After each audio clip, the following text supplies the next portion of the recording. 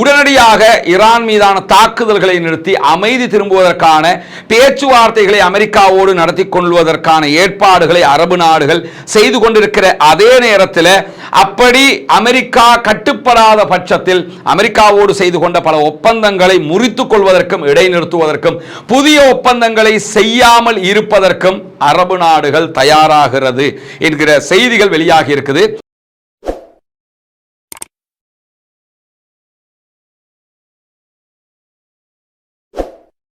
அன்பிற்கினிய சகோதர சகோதரிகளே, நம் அனைவர் மீதும் ஏக இறைவனுடைய அமைதியும் கருணையும் உண்டாகட்டுமாக என்கிற உயரிய பிரார்த்தனைகளோடு இன்றைய நாள் ஒரு முக்கியமான ஒரு மகிழ்ச்சிகரமான செய்தி வெளியாகி இருக்கிறது. தொடர்ந்து நமக்கெல்லாம் தெரியும், ஈரான் மேல அமெரிக்க இஸ்ரேலிய ஆக்கிரமிப்பு ராணுவங்கள் தாக்குதல்களை நடத்தி வருகிறார். அதே நேரம் தன்னுடைய நாட்டை பாதுகாக்கும் விதமாக செல்ஃப் டிஃபென்ஸுக்காக ஈரானும் அமெரிக்காவினுடைய மத்திய கிழக்கில் இருக்கக்கூடிய எல்லா ராணுவ தளங்கள் மேலையும் தாக்குதல்களை நடத்தி வருகிறார்கள். அதே போன்று இஸ்ரேல் மேலையும் மிக கடுமையான தாக்குதல்களை நடத்தி வருகிறார்கள். இந்த யுத்தம் தற்போது 10வது நாட்களுக்குள் நுழைந்திருக்கக்கூடிய இந்த தருணத்தில் கொல்லப்பட்ட ஈரானுடைய ஷியா ஆன்மீக தலைவராக செயல்பட்ட ஆயத்துல்லா அலி ஹாமனிக்கு பதிலாக அவருடைய மகன் ஆயத்துல்லா அலி முஜ்தபா தற்போது சுப்ரீம் லீடராக தேர்வு செய்யப்பட்டிருக்கிறார் என்கிற செய்திகள் வெளியாகி இருக்கிறது.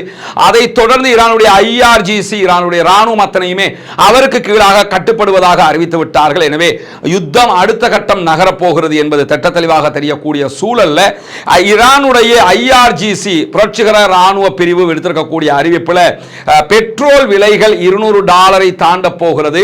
நாங்கள் பெட்ரோலியம் சார்ந்த எண்ணெய் வயல்களை நோக்கி எல்லா நாடுகளிலும் தாக்குதல்களை நடத்துவோம் என்கிற எச்சரிக்கை விடுத்திருக்கிறார்கள். கடந்த நம்முடைய வீடியோவில் இது தொடர்பான விரிவான செய்திகளை பேசியிருக்கிறோம்.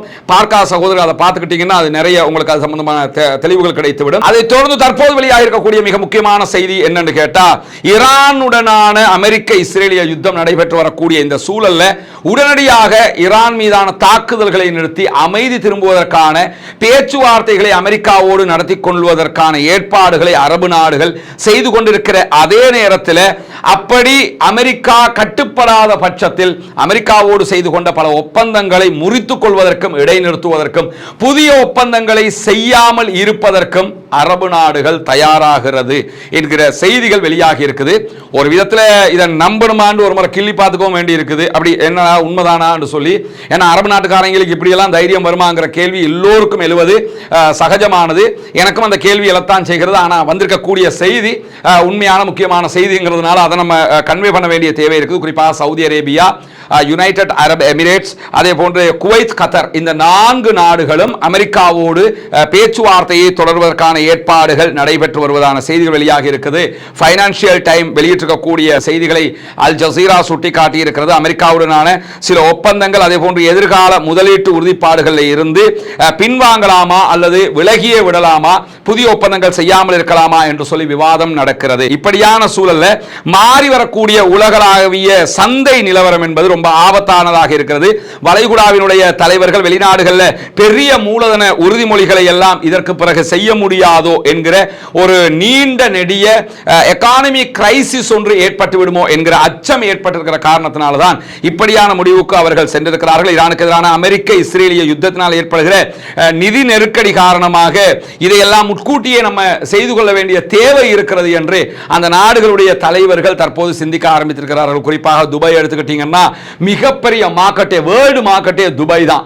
எனவே துபாய் மேல விழக்கூடிய அடிகள் துபாய் ஒரு பாதுகாப்பற்ற நாடு என்கிற நிலையை உண்டாக்கி இருக்கிறது. அங்கிருந்து இன்வெஸ்டர்கள் வெளியேறுவதற்கான வாய்ப்புகள் அதிகரித்துக் கொண்டிருக்கிறது. புதிய இன்வெஸ்டர்கள் வராமல் இருப்பதற்கான வாய்ப்புகள் இருக்கிறது. இதே நேரத்தில் சவுதி அரேபியா நியோன் போன்ற ஒரு திட்டத்தை பெரிய அளவில் உருவாக்கி உலகத்தில் ரொம்ப பாதுகாப்பான நாடு, யாருனாலும் வாங்க, இன்வெஸ்ட் பண்ணுங்க, பிசினஸ் பண்ணுங்க, எல்லா பிசினஸுக்குரிய வாய்ப்புகளும் இருக்கிறது என்று தொடர்ந்து கொடுத்து கொண்டிருக்கக்கூடிய சூழல்ல இந்த யுத்தம் ஆரம்பித்திருக்கு. எனவே புதிய இன்வெஸ்டர்ஸ் வரமாட்டாங்க, போட்ட காசை திருப்பி எடுக்க முடியாது. 500 பில்லியனுக்கு மேல செலவழிச்சு அந்த திட்டத்தை சவுதி அரேபியா செய்து கொண்டிருக்கிறது. இதுவெல்லாம் அவங்களுக்கு பெரிய இழப்பாக இருக்கக்கூடிய சூழல்ல தான் இந்த மாதிரியான ஒரு முடிவை எடுப்பதற்கு அவர்கள் தயாராகி கொண்டிருக்கிறார்கள். வெளிநாடுகள் அல்லது வெளி நிறுவனங்களுக்கான, வெளிநாட்டு நிறுவனங்களுக்கான முதலீட்டு உறுதிமொழிகளை நிறுத்துவது, விளையாட்டு ஸ்பான்சர்ஷிப்புகளை கொடுக்காமல் இருப்பது, குறிப்பாக ரொனால்டோ போன்றவர்களை சவுதி அரேபியா அவர்களுடைய அல் நாசர் டீமுக்கு ஒப்பந்தம் செய்து எடுத்திருக்கிறாங்க, ஸ்பான்சர்ஷிப் கொடுத்திருக்கிறாங்க, பல பில்லியன் டாலர்கள் அள்ளி கொடுத்து கொண்டிருக்கிறாங்க. இதையெல்லாம் நிறுத்துவதற்கு, அதே போன்று புதிய விளையாட்டு ஸ்பான்சர்ஷிப் கொடுக்காமல் இருப்பதற்கான திட்டங்கள் வகுக்கப்படுகிறது. அதே போன்று புதிய பிசினஸ்கள் எந்த நாட்டோடும் எந்த நிறுவனங்களோடும் செய்யாமல் இருப்பதற்கான ஐடியாக்கள் பெறப்பட்டுக் கொண்டிருக்கிறது. முதலீட்டாளர்களோடு புதிய ஒப்பந்தங்கள் செய்யாமல் இருப்பதற்கான ஏற்பாடுகள் செய்யப்படுகிறது.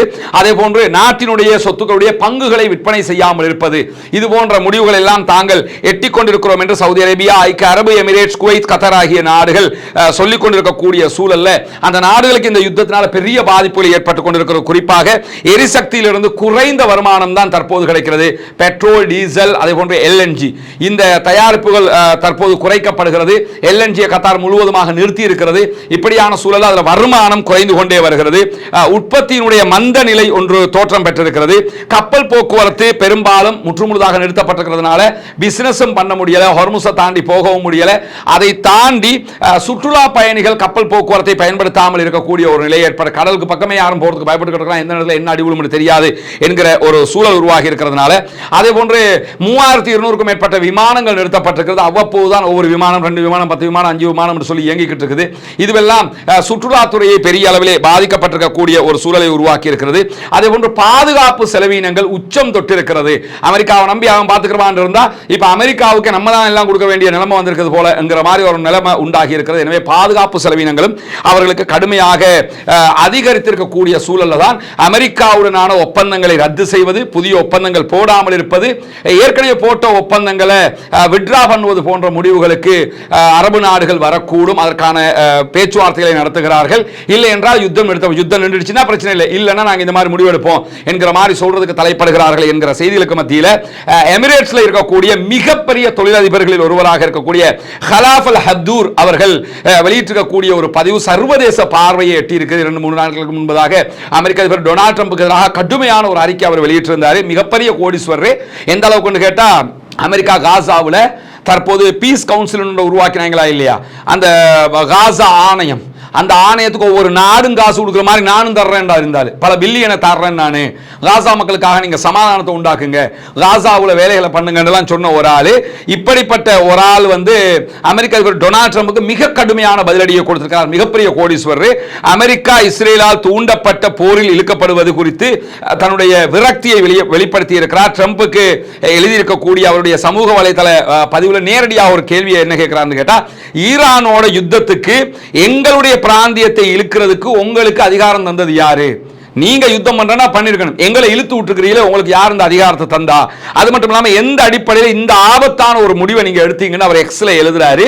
அது மட்டும் இல்லாம இப்படி தூண்டப்பட்டு இழுப்பதற்கு முன்பதாக இப்படியெல்லாம் சேதம் ஏற்படும் என்று கணிச்சீங்களா இல்லையா? புத்தி சுவாதீனம் இல்லாத ஒரு ஆள் தான் இந்த வேலையை செய்வானுங்கிறத அவருடைய எழுத்துல மிக தெளிவாக, மிக காட்டமாக, கடுமையாக ஒரு கோடீஸ்வரர் இப்படியெல்லாம் அமெரிக்க அதிபருக்கு எதிராக பேசுறதுக்கு யோசிப்பாரு. ஆனா அந்த கண்ணை மூடிட்டு பேசிட்டாரு. ஏன்னா அந்த உண்மையிலே நிலைமை அதானுங்கிறதுனால மிக கடுமையாக எழுதியிருக்கிறார். காசாவை மீண்டும் கட்டியெழுப்புவதற்கான காசா அமைதி வாரியத்துக்கே காசு தர்றேன் என்று சொன்ன ஒரு முக்கியமான நிதி உதவியாளர், இவ்வளவு பெரிய கோடீஸ்வரர், ஏன் இவ்வளவு கடுமையான காட்டமாக பதில சொல்றாருன்னு சொன்னா, நிலைமை அப்படி இருக்குது. அமெரிக்காவினுடைய இந்த யுத்தத்தினால பாதிக்கப்படுவது முழுவதுமாக மத்திய கிழக்காக இருக்கக்கூடிய சூழல்ல அரபு வளைகுடா நாடுகள் பில்லியன் கணக்கான டாலர்களை உங்களுக்கு கொட்டி தந்திருக்குது. கொட்டி கொடுக்குறாங்கல்ல. கடைசியா அமெரிக்க அதிபர் கடந்த ஆண்டு பிப்ரவரி மார்ச் மாதம் மத்திய கிழக்கு வந்த டைம்ல 2 ட்ரில்லியன் யூஎஸ் டாலர்களை சவுதி அரேபியா கொடுத்தாங்க. அதே மாதிரி 2 ட்ரில்லியன் கத்தார் கொடுத்தாங்க, 2 ட்ரில்லியன் யுஏஇ கொடுத்தாங்க. இப்படி ட்ரில்லியன், பில்லியனை விட்டுருங்க, ட்ரில்லியன் அள்ளி கொடுத்தாங்க. இவ்வளவு பணத்தை உங்களுக்கு அள்ளி அள்ளி கொட்டி கொட்டி தர்றாங்களே, இந்த நாடுகளுக்கு கேட்கறதுக்கு உரிமை இருக்குது. அதனால அரபு நாடுகள் வாயை திறந்து கேளுங்க, இந்த சண்டையெல்லாம் யார் உண்டாக்கி விட்டா? நீங்க நான் பார்த்துக்கிட்டு இருக்காது, அந்த ஆள்கிட்ட கேள்வி நீங்க தானே காசு கொடுத்துருக்கீங்க. எப்படின்னு கேட்டா, உன்கிட்ட ஆயுதம் இருந்ததுக்கு நாங்க தான்டா காசு தர்றோம், எங்க கிட்ட காசை வாங்கிட்டு எங்க மேலே அடிக்கிறதுக்கு தூண்டி விடுவியா? அதனால அரபு நாடுகள் வாயை மூடிக்கொண்டு இருக்க கூடாது, உங்களுக்கு கேட்கறதுக்கான உரிமை இருக்குது. இந்த பணம் எங்க போச்சுது?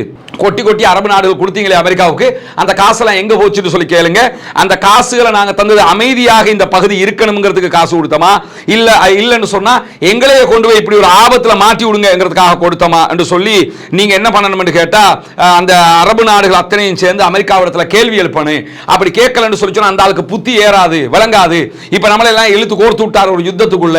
அப்ப எல்லா காசையும் கொண்டு போய் கொட்டி நீங்க அமைதியா இருக்கணும்னு இப்ப அந்த ஆளே சண்டையை இழுத்து விட்டுருக்கான்னு சொல்லி மிக காட்டமாக தொழிலதிபர் அவர்கள் அமெரிக்க அதிபருக்கே கேட்டிருக்கிறார். இவரே அபுதாபியினுடைய மிகப்பெரிய கோடீஸ்வரர்களில் ஒருவராக அறியப்படுகிற ஒருவர். எனவே இதுவெல்லாம் சர்வதேச அளவில் பெரும் அழுத்தமாக அமெரிக்காவுக்கு மாறிக்கொண்டிருக்கிறது.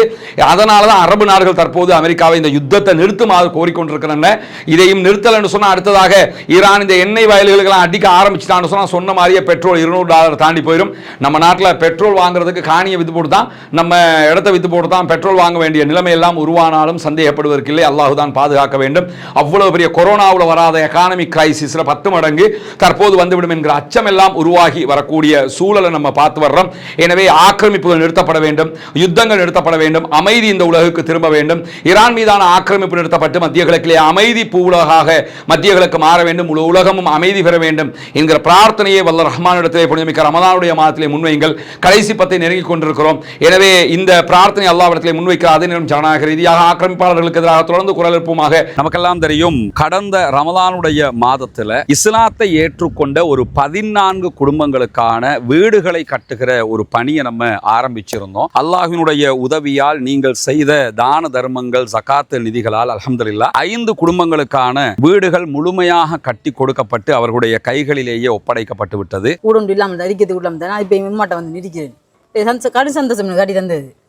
இது உங்களோட வீடு. இனி ஃபௌமி வேலை நடக்குதாண்டெல்லாம் பார்க்குற மடர் வேலையெல்லாம் முடிச்சுட்டோம் நாங்க. சரிதானே? உங்களுக்கு எப்படிமா சந்தோஷமா? நிறைய பேருக்கு உதவி செஞ்சிருக்கிறாங்க. அவங்களுக்கு என்ன சொல்ல நினைக்கிறீங்க?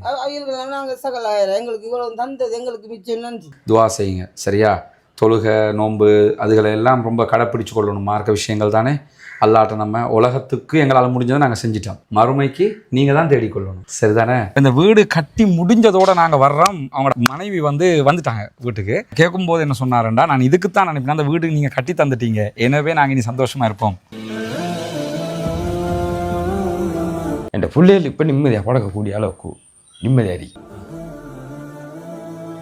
அல்லாஹ் அவங்களோட எண்ணங்களை பேசாக்குவான் இன்ஷா அல்லாஹ். ரொம்ப மகிழ்ச்சியான தருணங்களாக அந்த தருணங்கள் இருந்தது. காரணம் என்னன்னா, இஸ்லாத்தை புனிதமிக்க வாழ்க்கை நெறியாக அவர்கள் ஏற்றுக்கொண்டிருக்கிறார்கள். ஏற்றுக்கொண்டவர்களுக்கு ஒரு வாய்ப்பாக அவர்களுடைய வறுமை நிலையை போக்கும் விதமாக இந்த சந்தர்ப்பம் அமைந்திருந்தது. அந்த அடிப்படையில் மீதமுள்ள 9 குடும்பங்களுக்கான வீடுகளை கட்ட வேண்டிய தேவை நமக்கு இருக்கிறது. நம்ம ஒட்டுமொத்தமாக கோடிக்கணக்கில் காசை கொண்டு வந்து வச்சு இந்த பணிகளை பண்றது இல்லைங்கிறது உங்களுக்கு தெரியும். நம்முடைய வீடியோவை பார்க்கக்கூடிய மக்களுக்கு கன்வே பண்றோம்.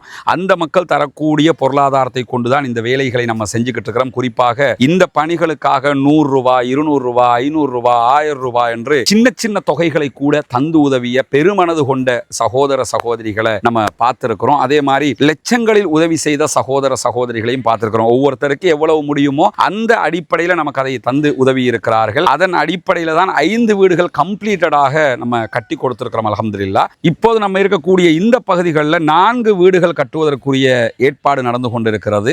2 வீடுகளுக்கான அத்திவாரம் போட்டிருக்கிறோம். இந்த அத்திவாரம் தித்வா புயல் வர்றதுக்கு முன்னாடி போட்டது. புயல் வந்ததோடு அந்த புயல் பணிகள் அந்த வேலைகளால் நமக்கு இதெல்லாம் நிறுத்தி இருந்தோம். அதனால தான் நம்ம விளம்பரங்களும் அது தொடர்பாக எங்கேயுமே போடலை.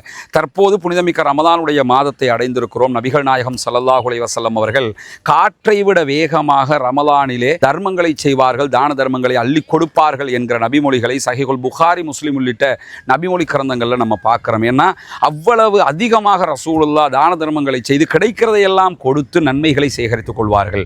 அதே நேரத்தில் அல்லாஹு தஆலா திருமறை குர்ஆன்ல ஜகாத்து பெறுகிற கூட்டத்தினரை பற்றி 8 கூட்டத்தினருக்கு நீங்கள் ஜகாத்து வழங்க முடியும் என்று சொல்லும்போது அதிலே ஒரு கூட்டத்தினராக முஅல்லஃபத்துல் குலூப், இஸ்லாத்தின் பால் உள்ளங்கள் ஈர்க்கப்படுகிறவர்கள் என்கிற ஒரு பிரிவினரையும் நமக்கு காட்டி தருகிறான். எனவே இஸ்லாத்தை ஏற்றுக்கொள்ளுகிற சகோதரர்களுக்காக ஜகாத்து நிதிகளை கொடுக்க வேண்டியது கடமையாக இருக்கிறது. ரமலானுடைய காலத்திலே ஜகாத்துகளை கணக்கு பார்த்து ஏழை எளிய மக்களுக்கு கொடுக்குகிற சகோதரர்கள் இந்த பணிக்காகவும் ஒரு போர்ஷனை ஒதுக்குங்க. உங்களால் முடிஞ்ச ஒரு தொகையை முன்னால் தெரிகிற நம்முடைய ஹியூமனிஸ்ட் பீப்புள் ஆர்கனைசேஷன் என்கிற ஆர்கனைசேஷன் அக்கௌண்ட்டுக்கு நீங்கள் வைப்பிலிட முடியும். அதே நேரத்தில் வெளிநாடுகளில் இருக்கக்கூடிய சகோதரர்கள் இந்த குறித்த அக்கௌண்ட்டுக்கு வைப்பிலிட முடியாது என்று சொல்லுகிற போது அதில் முன்னாடி தெரிகிற என்னுடைய வாட்ஸ்அப் நம்பருக்கு நீங்கள் தொடர்பு கொள்ள முடியும். உங்களுக்கு எப்படி நீங்கள் பணம் அனுப்பணும் என்கிற வழிமுறைகளை நம்ம லீகலாக சொல்லித் தருவதற்கு கடமைப்பட்டிருக்கிறோம். எனவே நாமே ஆரம்பித்த பணி நாமே முடிக்க வேண்டும் வேண்டும் என்கிற அடிப்படையில் நம்ம அத்தனை பேரும் சேர்ந்து 1000 ரூபா 2000 ரூபா லட்சங்கள் என்று எது நம்மளால் முடியுமோ அதை போட்டு இன்னும் ஒரு 9 வீடுகள் கட்டி முடிக்க வேண்டி இருக்கிறது. இந்த பணியில் அத்தனை பேரும் இணைந்து கொள்ளுங்கள். உங்களுடைய ஜகாத்து தான தர்மங்களை ரமலானுடைய காலத்திலே இதற்காக வழங்குங்கள். வாரி வழங்குகிற போது நாளை மறுமையிலே அல்லாஹு தஆலா உயர்தரமான ஜன்னத்துல் ஃபிர்தௌஸிலே உங்களுக்கான அழகான ஒரு வீட்டை தருவதற்கு காத்து கொண்டிருக்கிறான். ஏழை எளிய மக்களுக்காக உழைப்போம், அவர்களுக்காக கொடுப்போம். நாளை மறுமையில் நிரப்பமான கூலிகளை பெற்றுக்கொள்வோம். எனவே இதற்காக உதவி செய்யுங்கள் என்கிற பணிவான கோரிக்கையோடு முடித்துக் கொள்கிறேன்.